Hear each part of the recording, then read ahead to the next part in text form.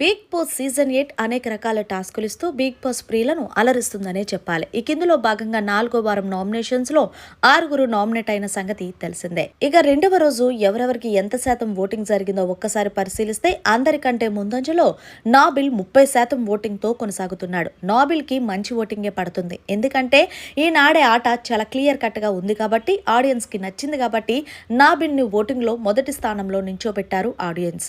ఇక రెండవ స్థానంలో ప్రేరణ 16% ఓటింగ్ తో కొనసాగుతుంది. ఇక మూడవ స్థానంలో మణికంఠ 16% ఓటింగ్ తో కొనసాగుతున్నాడు.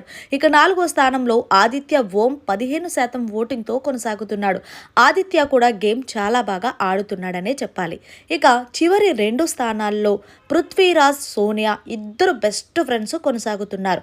నిజంగా వీళ్ళిద్దరికి ఓటింగ్ చూస్తే పృథ్వీరాజ్కి 10% ఓటింగ్, సోనియాకేమో 10% ఓటింగ్ అనేది జరుగుతుంది. ఇక సోనియాకైతే వర్మ నుంచి కూడా ట్వీట్స్ మొదలయ్యాయి. సోనియాకి సపోర్ట్ చేయండి అంటూ.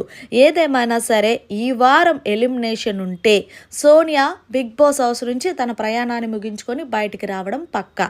ఎందుకంటే ఆమె ఆట తీరు జనాలకి అస్సలు నచ్చలేదు. ఈమె ఎప్పుడు నామినేషన్లోకి వస్తుందా, ఎప్పుడు ఎలిమినేషన్ చేద్దామా అన్నట్టు చూశారు. ఫస్ట్ ఆఫ్ ఆల్ ఈమెకి ఇంత నెగిటివ్ రావడానికి కారణం ఏంటంటే ఈమె ప్రవర్తించే తీరు, అలాగే మాట్లాడే విధానం.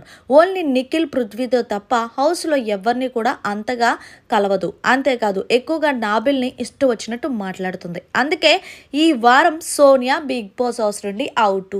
బిగ్ బాస్ ఏమైనా చేస్తే తప్ప. మరి మీరేమంటారు? ఈ వారం ఎవరు వెళ్తారు అనేది ఖచ్చితంగా కామెంట్ చేయండి. మరిన్ని లేటెస్ట్ అప్డేట్స్ కోసం చూస్తూనే ఉండండి అవర్ ఛానల్.